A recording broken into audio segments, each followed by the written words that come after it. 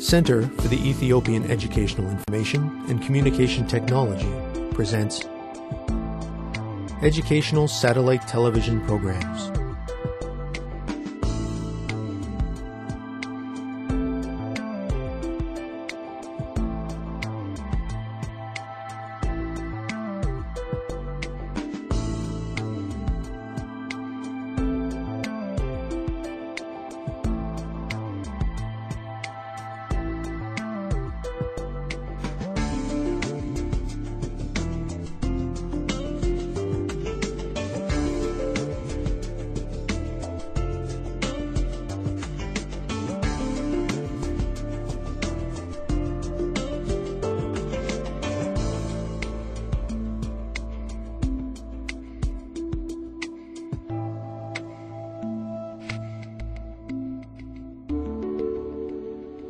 Hello, teacher.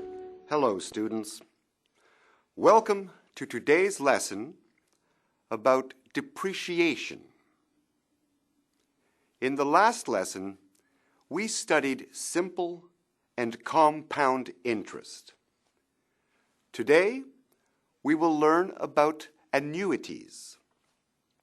We will learn how to calculate the annuity for a given arrangement of compound interest. We will also learn about depreciation. If you are ready, students, we will begin. Last time, we learned about interest by pretending to deposit 1,000 birr into a bank account.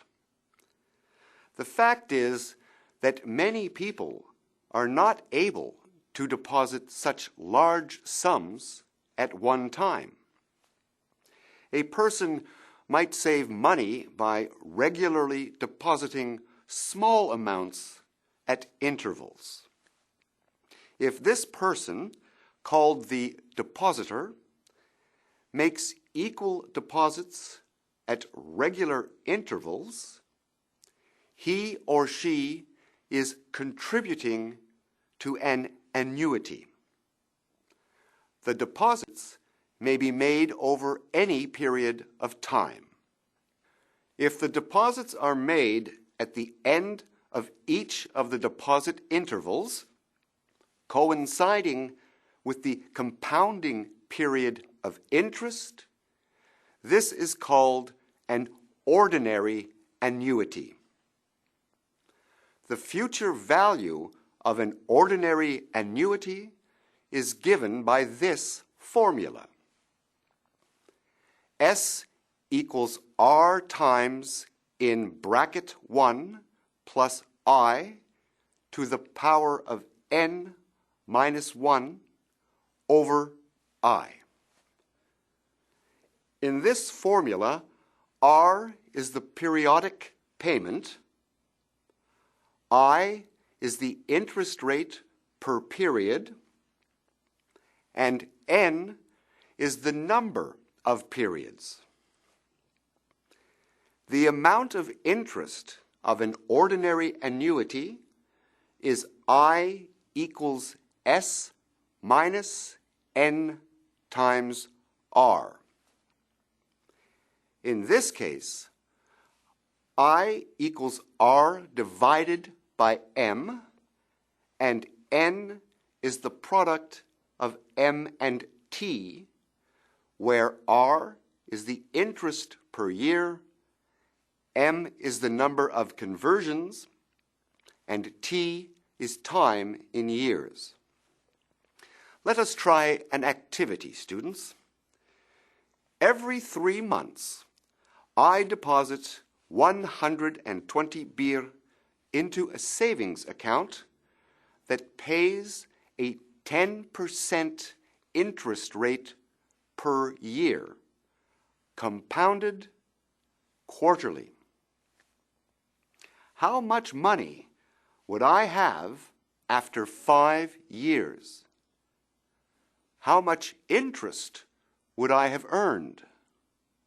Do your best to solve this problem, students. Students, let's get ready. Begin.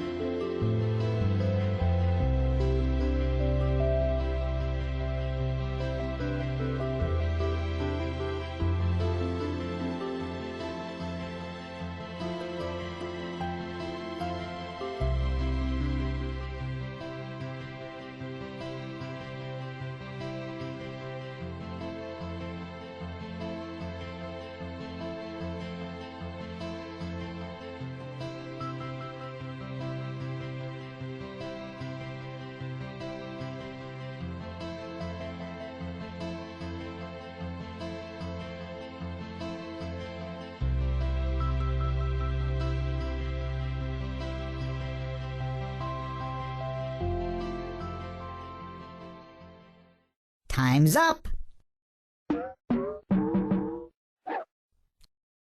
Let's get back to our lesson. Welcome back. We know that the periodic payment equals 120. The rate is 0.1. The number of conversions is 4, and number of years is 5. To calculate the interest rate, we find that R over M is equal to 0.1 over 4, or 0.025. The number of periods is equal to the product of M and T, or 4 and 5. Therefore, N is equal to 20. Now we have all the information we need to find our answer. Here is our formula. Substituting in the proper values, we are given this equation. S equals 120 times the ratio of 1 plus 0.025 to the power of 20 minus 1 divided by 0.025. Completing the calculation, we find that after 5 years, I would have 3,065 beer and 36 cents. The amount of interest is equal to S minus the product of N and R. This equals 3,065.36 minus 20 times 120, or 2,400. The difference is 665 beer and 36 cents. Were those your answers? Good job, students. Have you ever heard the term asset? Anything that has a financial value is called an asset. Assets can be considered tangible or intangible. Assets that have a physical existence or give the holders a definite set of financial rights are considered to be tangible. Some examples of tangible assets include land, machinery, bank deposits, and investments. Assets that do not have a definite existence are called intangible assets. They do not have any physical form, nor do they give their owner definite financial rights. Specialized knowledge, patents, and goodwill are examples of intangible assets. They are valuable to have, but can be very difficult to quantify on a balance sheet. Now let us learn about depreciation. If value of an asset decreases, this is called depreciation. The depreciation of a physical asset is usually due to one of two factors. The first is physical depreciation, which describes an object wearing out through use or time, or both. The second is functional depreciation, which results from inadequacy and obsolescence. There are two methods we will learn for computing depreciation. They are called the fixed installment method and the reducing balance method. Under the fixed installment method, the depreciation of an asset is charged evenly every year throughout its economic life. It is expressed as the difference of the cost and the salvage value against the asset's estimated life in years. Imagine that you have a car costing 15,000 beer. It has a useful lifetime of 10 years and a salvage value of 2,000 beer. Find the depreciation charge of the car using the fixed installment method. Students, let's get ready. Begin.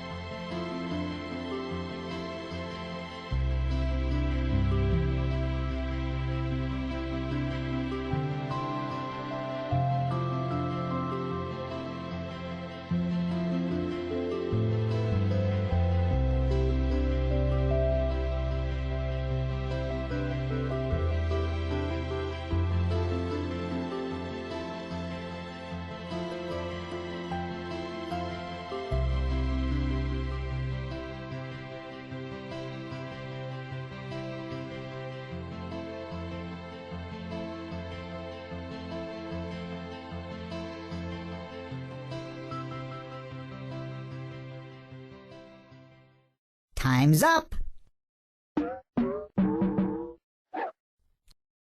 Let's get back to our lesson. Hello again, students. Here is our equation. 15,000 minus 2,000 divided by 10. Therefore, the car depreciates by 1,300 beer every year. The second method of calculating depreciation is called the reducing balance method. It gives a declining periodic depreciation charge over the estimated life of an asset.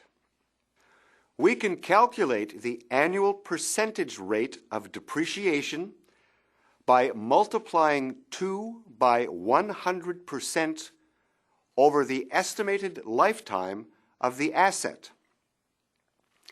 A machine is bought for 20,000 beer.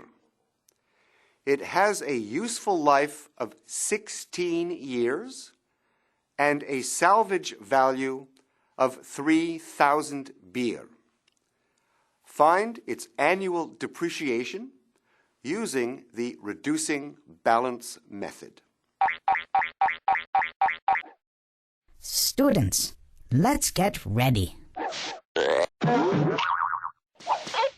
Begin.